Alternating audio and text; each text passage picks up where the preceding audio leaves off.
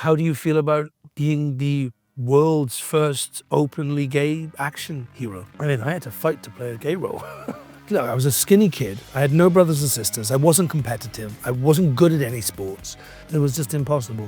Finally, one of the two people I love most in the world. It's really hard to read. Okay, so star of stage, screen, hit recording artist. It's actually quite annoying, all the things that you're known for. Our viewers will know you as the star of Dracula Untold, The Three Musketeers, The Girl on the Train, The Fast and Furious. But you've now released this incredible book, Boy from the Valleys, Luke Evans, My Unexpected Journey, and we're going to be exploring a side of your life that you haven't shared before. Why now? Well, it's interesting that when I first thought about it, my first question was, well, I'm too young. I'm only 45. But actually, the story that I'm telling isn't really about right now. It's about the journey that's got me here, which was, as the book says, very unexpected. It wasn't planned. It wasn't. So I didn't think this was going to be my life. Especially knowing where I began my life. And it's quite a journey and one that nobody really knows. And I thought I hoped that it would be an inspiring story, something that possibly could help people. They'd be able to relate to it or understand that, there are many moments in each and everyone's lives where you don't know how you're going to get through these moments, but somehow most of us find a way. And I did, even at the darkest of moments. And there were many. And not a lot of people know that. They just see Dracula Untold, Gaston. They see this actor and, who's right now. But of course, there's a whole story behind that, which I wanted to tell. I think that's why this book is going to be so impactful to people, because I think, especially in this day and age, people just see the finished product. They're like, oh, it's a movie star, it's a TikTok star, and people don't see the journey that they've been on. And I think people are going to be really shocked and inspired to hear the reality of what you went through and where you came from. Yeah, I hope so. So this podcast is all about the queer euphoric moments, the cultural moments that made us who we are. What does the phrase queerphoria mean to you? To me, obviously this is a word very similar to the word euphoria, which euphoric is when your heart races, when you feel this sense of, butterflies, or it's a real moment that you never ever forget, right? Euphoric moments in life. I mean, I live for euphoria. So queerphoria is obviously that, but in my experiences throughout my life that I've had a queerphoric moment. So that's what I think this means. So like all unexpected journeys, I want to start at the beginning. So the book opens very dramatically with your father on New Year's Eve converting to a Jehovah's Witness. What was your childhood like as a Jehovah's Witness, and why was it different to other kids? Well, so when I was born in 1979, I was born to very young parents. My mum was 19, my dad was 21, 22. They were newly Jehovah's Witnesses. They'd been studying the Bible with the witnesses for about 3 years when I was born. Their life was all about that. And they seemed to be really enjoying it. And so I was born into a Jehovah's Witness household, which meant that we would knock doors every week. We would go to their Kingdom Hall, which is like the church. And our lives would really be consumed by the religion, its beliefs, and its way of life. That's sort of how it started. And, as my earliest memories is being put into a little suit and, in a pram, and then standing next to my mum and dad on the door-to-door work. And what does door-to-door work mean? So they call it it's the door-to-door work of the ministry. There's something that they have a moral obligation to do to allow everyone to have the opportunity to convert, to become a Jehovah's Witness, so that they will be saved at Armageddon, when Armageddon finally happens, and which is when God steps in and puts this world back to the way it was supposed to be when he created it. Wow. So they're creationists, they're Christianity-based religion. And all the bad people will then, get eliminated, and the good will live forever in paradise on earth. Wow. It also meant that you didn't celebrate worldly holidays, so that meant No. no birthdays. Nothing. No birthday. No, none of them. Absolutely none. No. They all have pagan origins according to the religion, and so the only thing we celebrate during the year would be my mum and dad's wedding anniversary, which my dad was really shit at remembering about. So he had one to remember. He messed it up. He messed it up every year, which drove my mother round the bend, as you can imagine. And then Christ's death. So the world celebrates his birth, but the religion always put more emphasis and importance on his death, because by the time he died, he was the Son of God, this powerful, influential man who had changed how people saw God and future, and there was miracles and there was all this stuff. So he was more important when he died. So you see that? I just said we, after all these years. Wow. They celebrate the memorial, and it's a very solemn occasion, and everybody goes and they pass the bread and wine around, and it always lands on a full moon. And yeah, it was always, when I grew up, it was a very important moment of the year. I mean, my dad's a vicar and my grandpa's a vicar. All my uncles are vicars. All my great uncles are vicars. Every man in my family, back 4 generations, is either a minister, like a missionary, or a vicar. So I have very similar weight. And I remember speaking to one of my friends who was brought up in the Muslim faith, and she doesn't practice now. And I said to her, is there a bit of your brain that still thinks you're going to go to hell for the way you live? What did she say? She said 20% of my brain. 20%. And I wondered whether you carry that around with you. Absolutely not. No. It's gone. I don't believe a single bit of it. Wow. No. It's,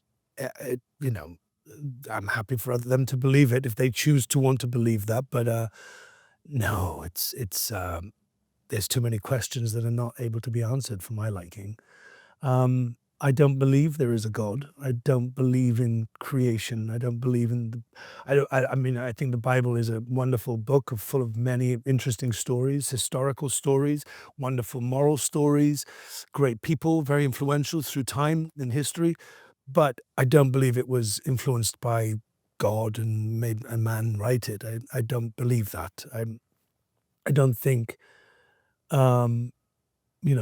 I don't believe we came from Adam and Eve. I mean, to me, it just sounds absolutely ridiculous. But it would have been Adam and Steve with us, wouldn't it? Steve. They got it wrong.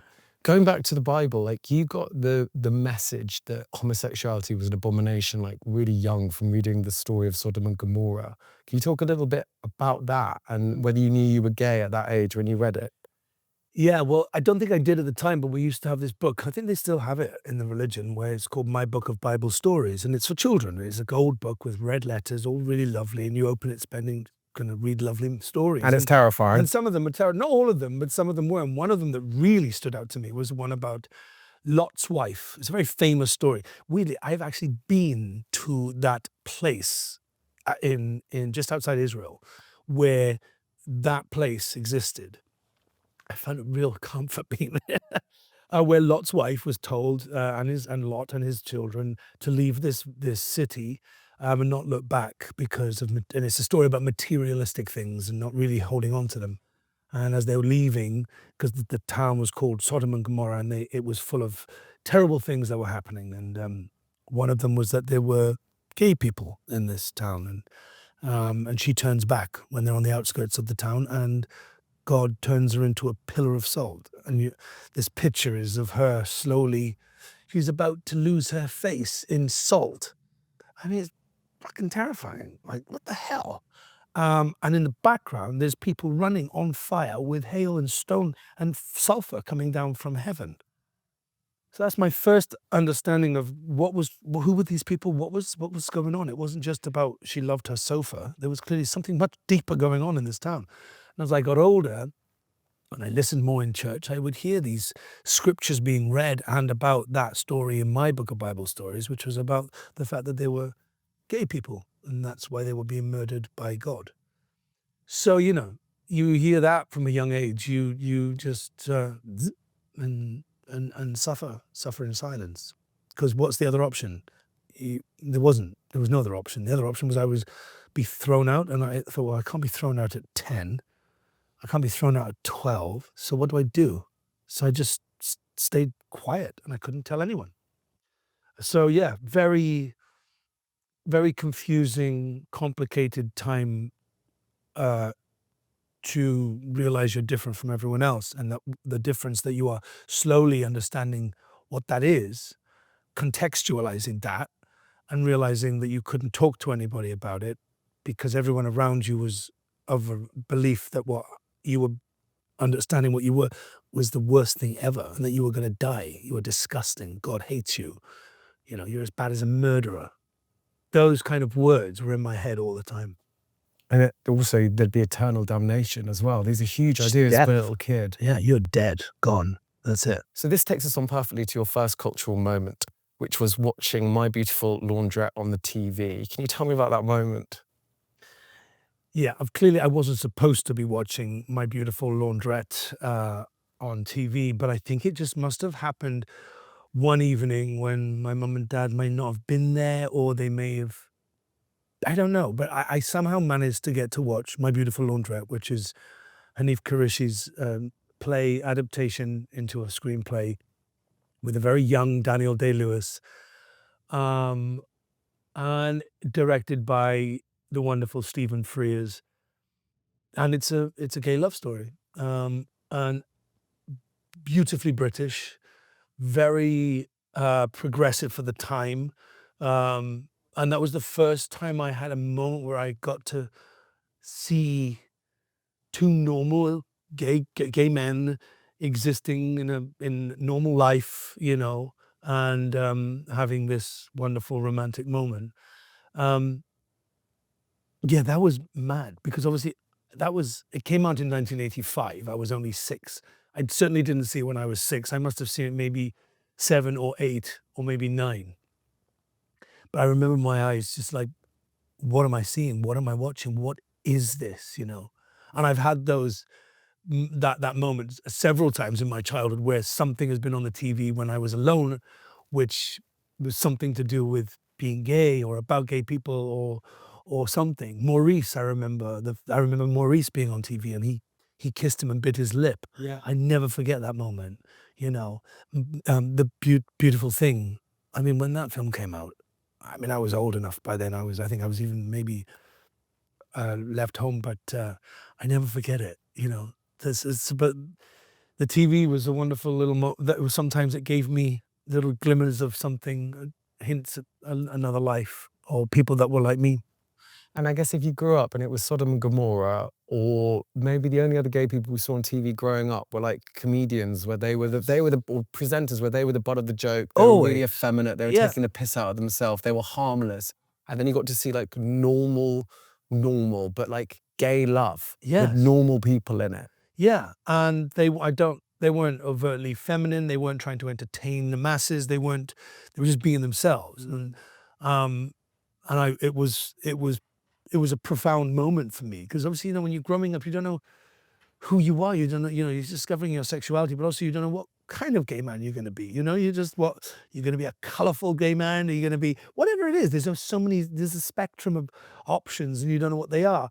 But as a gay child, you don't see all those options. And when we were kids, I can say that because we're roughly the same age. We are. Roughly. I'm a little bit younger. Okay, don't go on about it. But, you know, you're not shown or presented, you know, like straight kids. It's a weird saying straight kids. It just doesn't sound right. Yeah. Gay kids, we're so used to saying a gay kid, but you never say a straight kid, you know? It's straight by default, isn't it? It's just straight by default.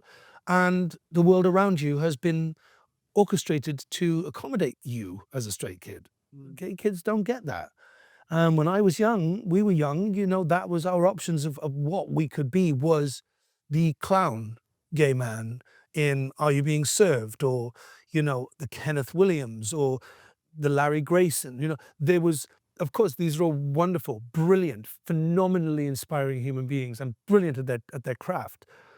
But that was only what we saw. And I knew that I would sit in a room with my family and they would be laughing at that person, not with that person, at that person. And that's a very unusual message to send out to a kid who is possibly going to end up being of the same kind of human being as that person. So yeah, it's weird, strange stuff.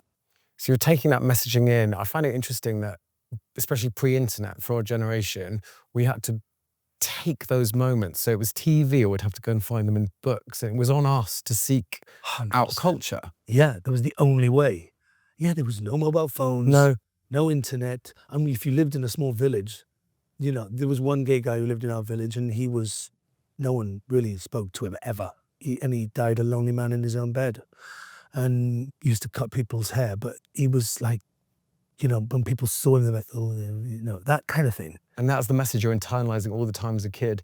So then you're at school and you're experiencing separation from your peers through your religion. You're maybe starting to feel that you might be gay and you experience terrible bullying. What was that time like for you? Extremely painful, and it made me angry that I couldn't talk to anybody about it. Being bullied. Look, I was a skinny kid. I had no brothers and sisters. I wasn't competitive. I wasn't good at any sports. I was one of 2 boy Jehovah's Witnesses in a school of 500, and there was 5 girl Jehovah's Witnesses. I was the one that always had to speak up on the first day of the year, to say we're the Jehovah's. We don't go to assembly. We don't do religious education. We don't celebrate Christmas. I was the one that spoke up, but I was also the one that would get bullied, and they would, all the worst things I could be called. Jovi, which is the Jehovah's Witness slang, and then, and in the book I mentioned the worst one, which was like Jovi Bender. So it was the gay slang and the attacking word of a gay person, but also the Jehovah's Witness. And the crazy part was those 2 things could never exist in real life. And so that awful mess in my head of having to make sense of it all was impossible. It was just impossible.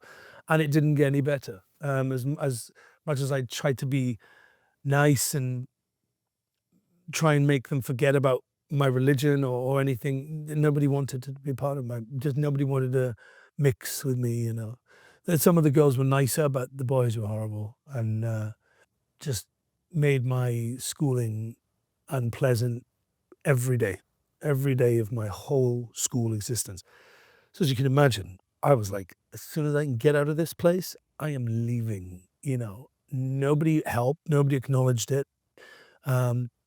Clearly times have changed. I know that for a fact. And kids who are bullied, things are done and helped. There's therapists at school and all that stuff. There was nothing like that. And you're an ambassador for the Prince's Trust for bullying as well. And I am for bullying, yeah. Yeah. So I've spoken to young adults who were bullied as kids for many different reasons, not just because if they were gay or whatever, just kids will bully for the smallest of differences, right?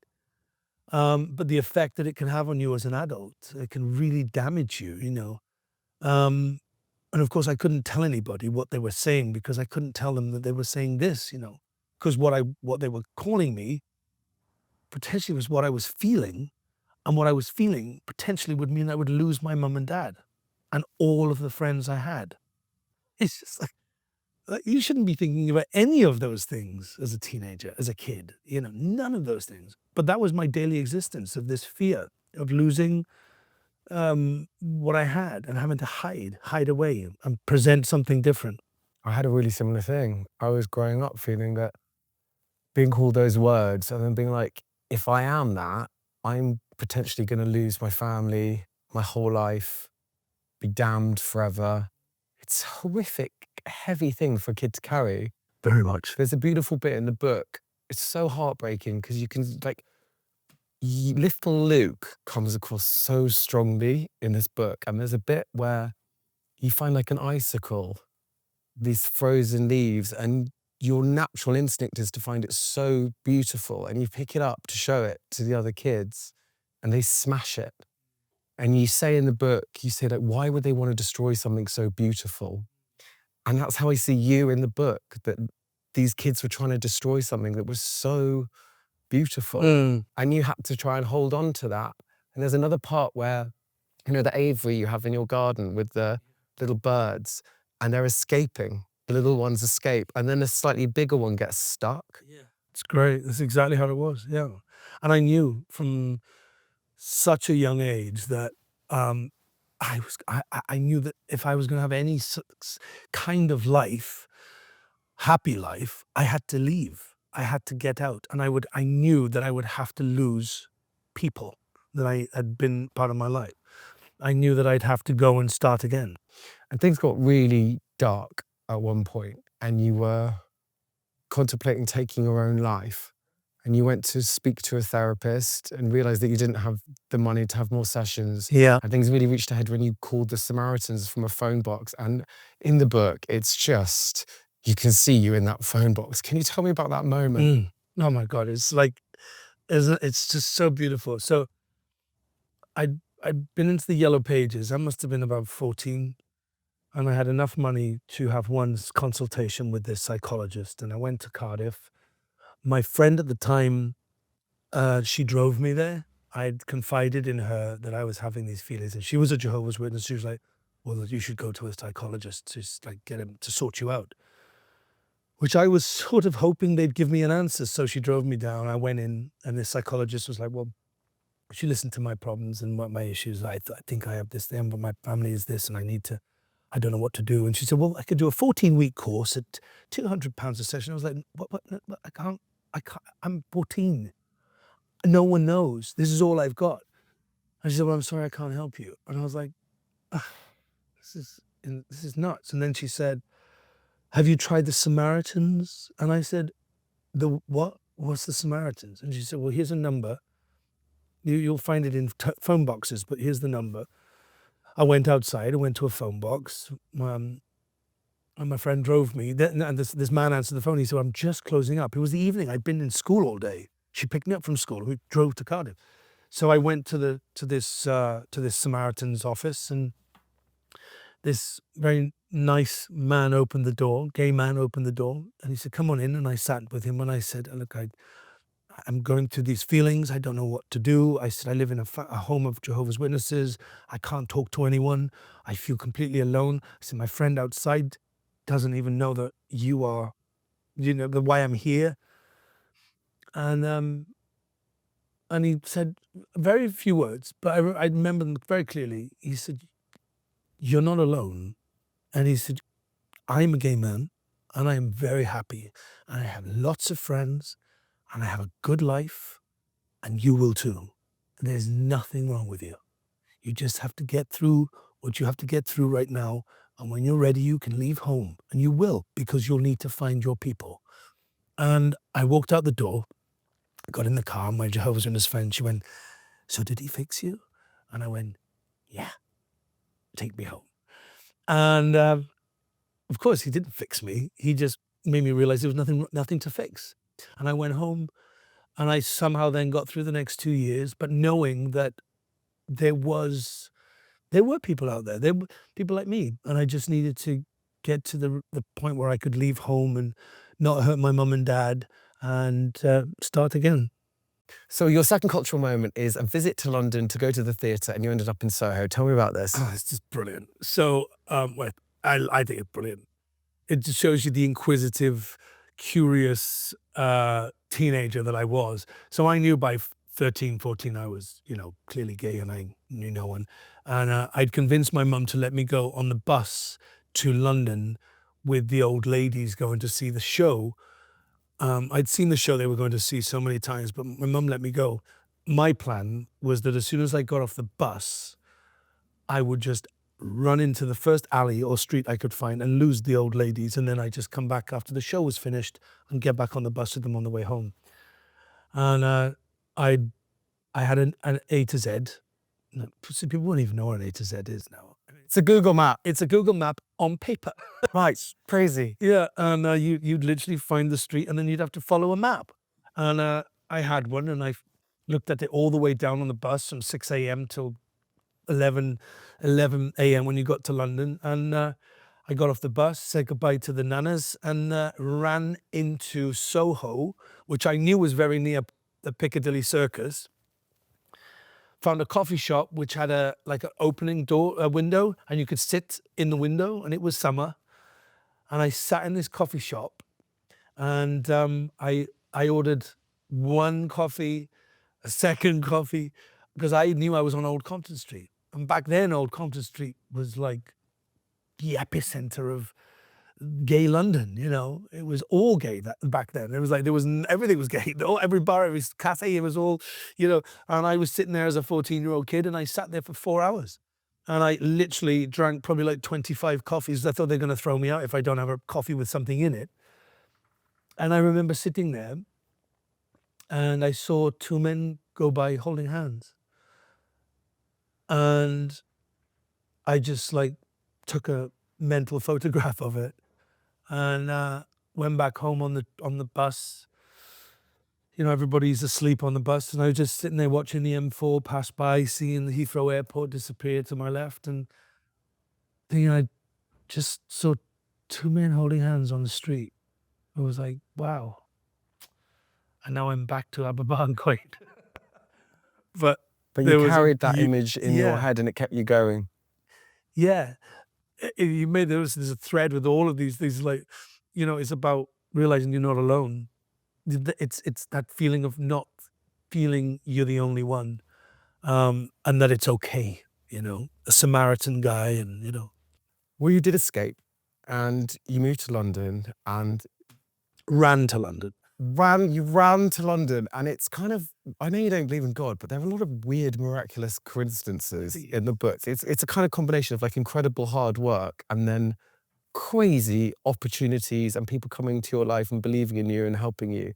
And so you ended up in London, and then one summer holiday you went home, and you spoke to your mum and you shared everything with her. And I think it's a really beautiful moment in the book. Would you read an extract from it? Yeah. I want to hear those dulcet tones, Luke. All right. Try my best. After wandering for over an hour, we eventually ended up in the park at the bottom of our street. It was past 9 p.m. by now, and we sat on the swings side by side, staring out across the valley into the darkness. I was painfully aware that, to my mother, what I'd just told her was effectively like handing her my suicide note. I was gay, so I would die at Armageddon. To her, it was as simple as that. I knew she wasn't upset about the fact I liked men, but because being gay meant that while she and Dad got to live in paradise on earth, they were going to lose me. It's something my parents still believe to this day. The religion has brought them an amazing community and many wonderful things, yet it's also given them this terrible cloud that hangs over them everywhere they go. Don't forget, you're going to lose your son at Armageddon, and then you'll never see him again. I can't imagine what that's like. Mom did try to bring up religion during our conversation.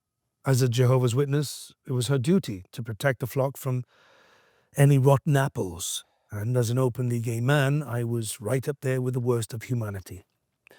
But God hates gay people, she began. I don't want to hear it, I said. I'm not a Jehovah's Witness anymore. There's nothing I can do about being gay. There's nothing I want to do about it. I'm perfectly happy with who I am. Part of me still feared my mother might turn her back on me now she knew the truth. But during the course of that conversation, I was beginning to believe that she wouldn't. As we walked back up the hill towards the house, I said, I suppose we ought to tell Dad now. Mom stopped. Oh, no, not yet. He doesn't have the tools to deal with this. I need to get my head around everything, and then we'll decide how to deal with your father. When we got back to the house, Mom took me in her arms, and I felt so much Sorry,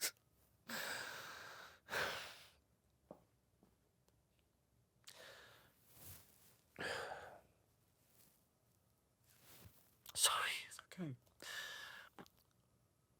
When we got back to the house, Mom took me in her arms, and I felt so much love and acceptance in that hug. And I started to cry. Get some sleep, love, she said. We'll talk more in the morning. Lying in bed that night, my overwhelming emotion was one of relief.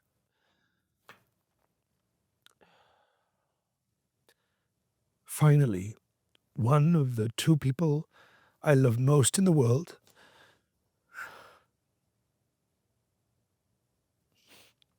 it's really hard to read. It's okay.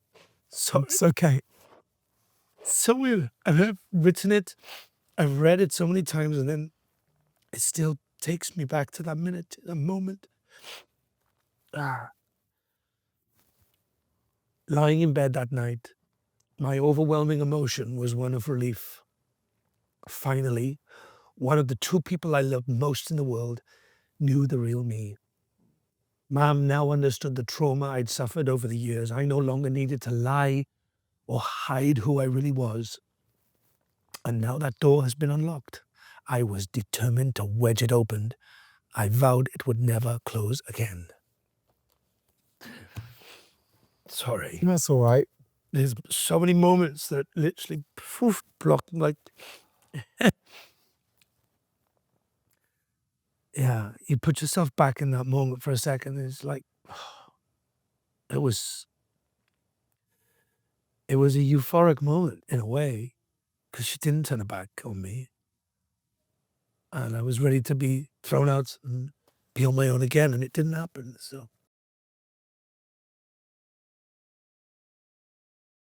sorry. No, I'm sorry. Listen, I swear, like, that's the first time I've read the book in front of anybody. And I'm so sorry. I didn't realize it. No, it's okay.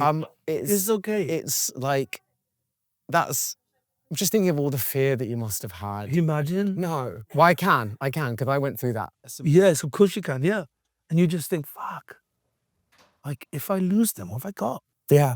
What do I have? So the only flesh and blood I have. I have brothers and sisters, you know, it's like, they're everything. They are everything. Must have been hard for them to read that to us. Yeah. You should always have tissues nearby, guys.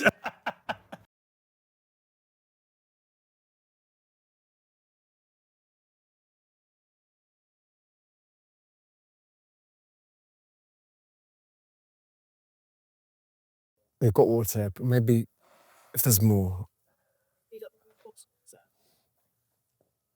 Oh. Sorry. No, not at all. Okay. We can carry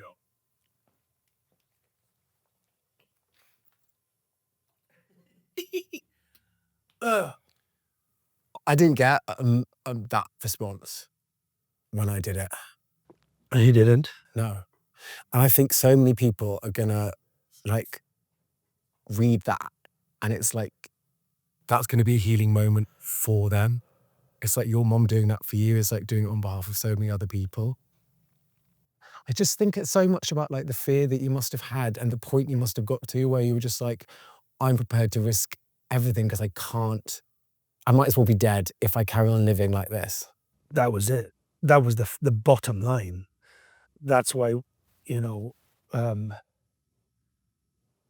I have so much empathy for you know, our community that don't live in a society that allows them to be themselves.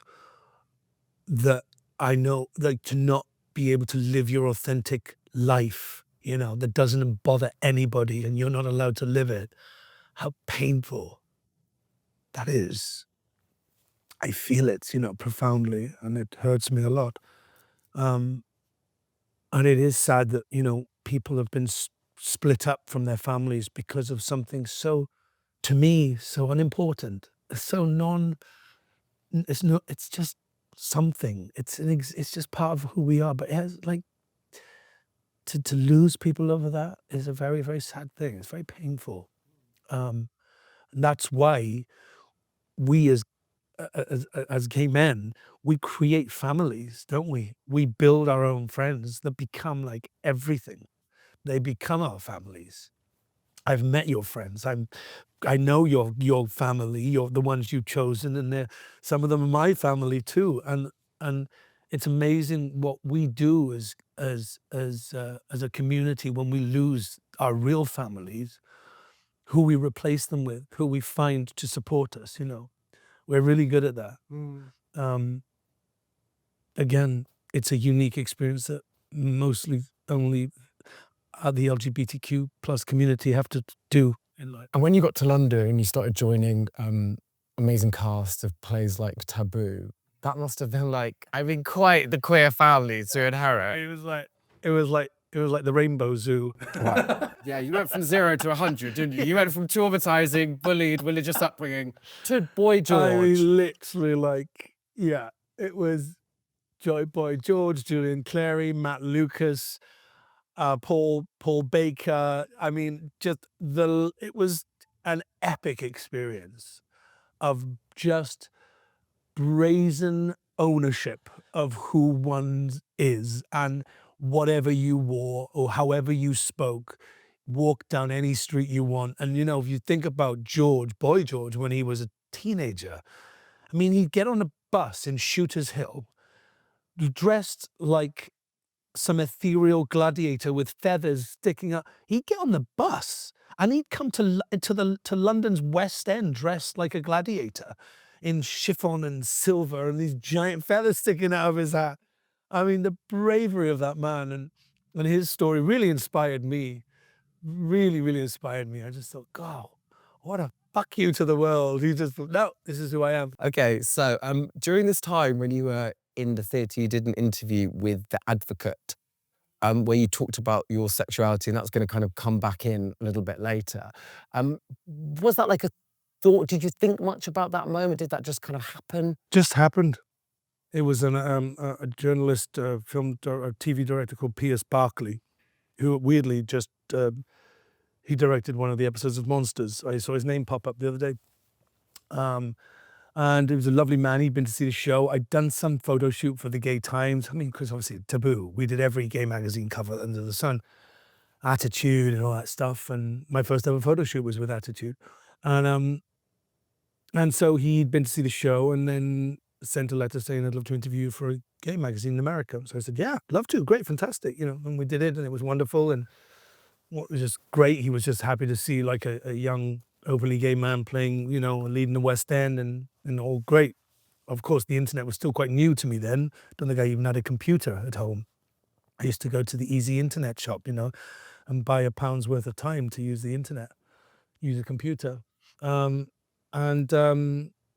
It went online, and somehow, I mean, I don't think about this much, but I do wonder how the gay magazine was on some Jehovah's Witness computer, and it got sent back to the congregations, the heads, and then they tried to contact me after 6 years of me not being in the religion, wanted me to answer to them as to whether this is all true, and if it was, then are you going to repent or are we going to excommunicate you? Of course, I didn't feel that they had any right to be contacting me after 6 years, not even a check-up on me during that time, and then all of a sudden it's a public thing. And because I was baptized at such a young age, I dedicated my life basically like a contract with God and with the religion, and if you don't stick to the rules, you will be disfellowshipped. And disfellowshipped means? Excommunication, and literally you are dead to everybody. So those that stay in a religion, like your family, are told they have to cut you contact. Off. Yeah. And it happens a lot. One thing I have received is a lot of messages from ex-Jehovah's Witnesses who have read the book and have, told me their stories. And theirs are not as nice, really quite sad, really painful stories of struggling through life because they lost everybody. And I did lose a lot of people, but the two people that mattered the most, we managed to navigate it and not lose each other, but it wasn't we fought for it. And there was a lot of backlash, and my dad lost all his privileges because we stayed connected. We had to distance, we had to question how many times we could see each other over the years, and you didn't know who was watching. And who's checking on the internet, who's looking at paparazzi pictures. All of those have caught us out throughout the It's so years, surreal, Luke. isn't it? I think the thing that really comes across in the book is just your lack of bitterness and your empathy towards your parents. That you're able to kind of hold at the same place the fact that they love God and are committed to this religion, and you can maintain a relationship with them and you don't make them choose. No, I don't. I don't want anyone to choose for such a simple thing as just being in my life. It's like it's not something you should choose. Life, we all have lives, right? We all have our own life choices. Everybody has a different set of choices to make throughout life, always. Nobody should tell you what those choices are or what the way you should answer or decide. It's your choice. And people should respect those. When it comes to religion, you can't be born into something that your parents chose to do. You are a different human being with a different set of rules and a brain and a voice and a journey that you need to discover. To be dictated from an early age, you can't be this, you can't be that, because if you are this, you're going to lose this. No, no, no, that's not fair. That stops people finding their authentic selves. And so I respect my mum and dad. I'm so happy that they have great people, great friends, and they really have like amazing friends. They love their little home. My mother, brilliant at knocking doors. I mean, I hated it. She's brilliant at it.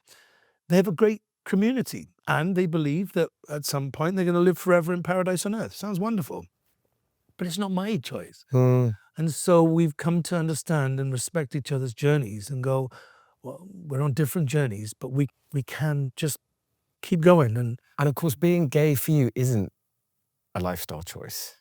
no, It's who you are. I mean, it's like, I knew from 8, 9, I was like, there's nothing I can do about this. And as I got to about 12, I was like, there's nothing I want to do about it. I just have to leave home. And and I don't know how I was so clear at that young age, because I had nobody to ask. But it wasn't something I was thinking, I'm going to just suppress it and just live a different life my whole life. I thought, I can't do that. I can't do that. And in the book I say, you know, even if Armageddon is about to happen, maybe I'll just get a couple of years of just being happy and being myself, just so I knew what it was like, you know. That was a while ago now. It was Armageddon didn't happen. So I think the perfect antidote to Armageddon and eternal damnation is your third cultural bullet. It's Kylie Minogue. Kylie. First album I ever bought. First vinyl LP. I Should Be So Lucky. And then many, many years later, I get to meet her through the musical I was doing called Rent Remixed, directed by William Baker, who was one of her very good friends and creative director, stylist and director, does everything. He put her in the hot pants, the gold hot pants. She came to see the show and we went to have dinner. It was me, Kylie, the Olsen twins, Will, and it's like mental. And then first thing, I just met somebody that literally, like, the first album I ever bought, I Should Be So Lucky. I mean, she's sort of soundtracked my whole life, and part of my realization of who I am as a gay man was in celebration of the music that she helped soundtrack it to, right? See, her music was the theme tune to some of the most memorable, happy, joyous, queerphoric moments in my life. Like All the Lovers. Like if I play that song, I cannot sit still. I sometimes well up because it's just the most beautiful, all-encompassing, like happy, loving. And then you meet this woman. I've been honored now to actually call her my friend. Like, and you meet her and she's gold. She's like gold. She's incredible. She did this TV show when we were in Rent, and she asked me if I would go on to the show and play her love interest in one of the scenes that she was going to do. And I was like, I can't believe she's asking me to do this. I lost friends over this because that's in the show. They were so jealous. They didn't speak to me for years after. And rightly so. I mean, I probably would have done the same. She And I played this soldier, and she was like a Parisian singer in a small jazz bar, and she was having this relationship, and they had to say goodbye, and he came to see her sing one last time, and I did that, and she sang "Tears on My Pillow," and we danced, and her head was on my chest, and as a thank you, she sent me a photograph, which I think is also in the book, It is. where it says, "To lovely Luke, all my love, Kylie." And over the years, we dip into each other's lives at the most inopportune moments, different countries, different moments, um, and she's just the most gracious, kind, warm human being, and I try and keep it cool when I'm around her. Do you know what I mean? I try not to make myself look like fucking Kylie Minogue. But, it is very hard, um, because I love her and I love who she is, but I love also what she is as a human being. She's a good cookie. Reading the book and seeing that picture of you with her, I realized that I'd seen that special and I remembered you. Do you remember it? I remembered you Oh, in it as wow. well. And then, full circle moment, not that long ago, me and you were dancing on the beach with her. We was. It was great. How mad is that? And I know what you mean about trying to keep it cool because you can't, because it's Kylie Yeah. and you just want to freak out. Yeah. But everyone says, don't meet your heroes. She's one of the few people I've met where you're like, oh my God, you are everything and more. Such a generous, kind, warm pocket rocket. I remember when we were in the outdoor area, and there was somebody on stage singing, and because she's quite small. She's tiny. As soon as she can take her shoes off, she'll take them off. Literally, every time I see it, the shoes are off. She's either got them in ice, so she's rubbing them, because she's like, she hates high heels, which is ironic considering like it's all she's ever worn in her life. And shoes were off. She was on the sofa, and she had a hand on my shoulder so that she could balance herself, so she could see over the crowds. And I'm like, Kylie's hand. It's a lovely feeling. She's like, am I okay? I'm like, I got you, kid.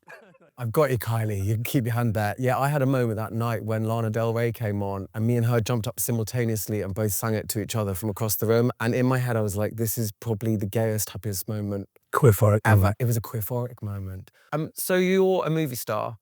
You're meeting with your agents and you have a meeting about your sexuality, and suddenly your sexuality is something that almost needs to be managed in the big Hollywood machine.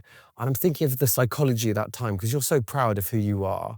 You've had to fight so hard to be who you are, and now suddenly you're getting messages from the Hollywood machine that actually this is something you need to potentially be cautious of because of the types of roles that you're doing. You're getting cast as like the lead role in massive action movies. Yeah. What was that period like for you? Oh, it was like PTSD for a minute, because I was like, oh, now it's not my parents I'm going to lose, it may be my career that I'm going to lose. And I had to come out again. I just was like, this doesn't make sense to me. And everyone around me, I had a partner, at the time, a boyfriend at the time, and just it felt like I was having to find another way of coming out.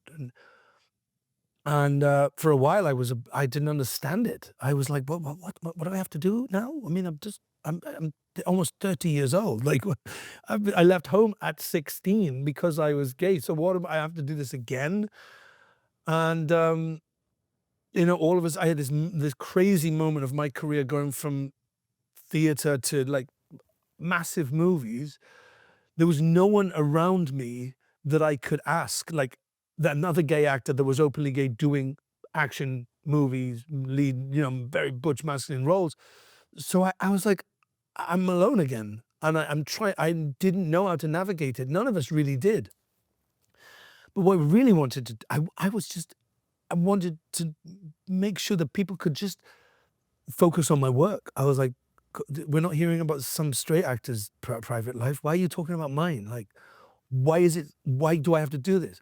I understand why, but it was literally so, I'm going to lose everything again. I'm going to lose my job, my career, and for something again that I can't control. But I knew it was going to come out. So I just said to my team, I was like, let it come out. It's going to come out. Just let it happen. Like, because there's nothing we can do about it. If I get asked in an interview, are you gay or what? Firstly, it's rude to ask that in the first place. Of course, that would be wrong. But if it happened, I was not going to lie. I was not going to do that. And so we did the interviews, did the press. I did many, many junkets. And then it came to like Dracula Untold, which was like the biggest of the action heroes I played. And I sat with this very lovely journalist in New York for the WWD magazine. And I sort of knew this was today. I just knew it. We sat down. I was like, here we go. And he said, how do you feel about being the world's first openly gay action hero? I went, really? Am I? And he said, yeah. He said, who else is there? We can't think of anyone. You were the first. And I was like, fuck. I was thinking more about the fact that I was the only one than I was about the fact that he'd mentioned I was gay. Because everybody knew I was gay. So, but it was lovely the way he put it together to me, because it made me think very much differently about the fact that, not that he was mentioning that I was gay in the first ever interview, but I was actually the first openly gay action hero. Of course, there were other actors around at the time, but they weren't doing what I was doing at my age in the films that I was doing it. And that was it was a surreal moment. And I just said, well, great, if that's my title, then great. I said, what I hope people also see is that here is a man who is living his life, and I'm happy, and I'm doing what I've always loved. I mean, I had to fight to play a gay role. That's mad. Tell me about that. Well, no, just like trying to find a gay story that really meant something to me, and because I just played like this crazy hardcore guy in this new show for Amazon, like scars, like fighting, I can do all that shit like really, really well. It's finding those gay roles is really difficult. Daniel Craig gets them before me. Yeah, Daniel Craig stealing all the gay roles. Stealing all the gay roles. Do you think you would have got all of the roles that you'd got if the public had known about your sexuality earlier on? I think what we need to make clear there is the international cinema viewing public knew, because there was a public that knew. It just wasn't the gigantic audience that you gain when doing massive studio films. No, sadly, no. I don't think I would have. I don't think so. Maybe one or two would probably not have gone my way. This is only speculative, because I don't know. I don't know whether they did know and whether it didn't matter. That would be lovely to think that that was the case. There are some huge films I know that they knew, and it wasn't as public as it is now. For example, The Hobbit. Peter Jackson, Fran Jackson, and Philippa Boyens, and all of Warner Brothers knew, and they didn't give two hoots. What did Sir Ian say to you? Oh, Ian's funny, because when we finally met him, he knew that I was a gay actor, and I was playing like father of 3 children, the killer of the dragon, like the human hero of The Hobbit. And Ian was always like, look at you, and you're a bigger butch boy, you're gonna play all the macho butch straight roles. Oh, it was so sweet, because even though that was a funny thing for him to say, and like pinch my cheek and say, you're a big butch man, what he was saying was like, you're doing something that isn't happening very much. This is you as a gay man is playing all these big masculine roles, being a big butch actor. It's funny in a way, that is the case. Like that was what was happening right then. But I always say the bottom line is, and this is how it should be for every actor, your sexuality is not part of your casting bracket. You get cast. I have been cast because I'm a bloody good actor, and I was the right person for that role. Nothing else should come into the equation, and if it does, then I don't want the job. Why would I want to do something if my sexuality, if it wasn't to do with the character, should have any single part to play in the role? No, it's we're not there yet, and I'm sure there is still stigma. There is. It's not equal, but I am living testament that I can do those roles, and nobody really gives a shit. Do you think it goes the other way? How do you feel about straight actors playing gay roles? I'm fine about it, but I do understand that, until gay actors are given the same opportunities as straight actors to take, the one possibly Oscar-worthy film performance of the year taken by a straight actor. It's questionable as to whether that's right or not. I don't know, because there's a million straight roles that straight men could play, but then you take a gay role from a gay actor who may not be getting the same opportunities, who could equally do it possibly even better, coming from such an authentic baseline. I understand it's difficult ground. Saying that, some of the most poignant, profound gay moments I've watched, my first Queerphoria moment, Daniel Day-Lewis, a straight man, it's not about whether they're able to do that role. I'm sure they have many gay friends, and they're actors. That's what people do. We inhabit someone else's life. Everything about them. That's the job we do. So it's a difficult one to answer clearly, because there's just not as many opportunities for gay people to play gay roles, or trans people to play trans roles. There's more. There's way more, and let's keep hoping that they just keep filling big studio films and streaming and on stage and television, and finding brilliant stories, and everybody gets to work, because we're all actors. We just want to work.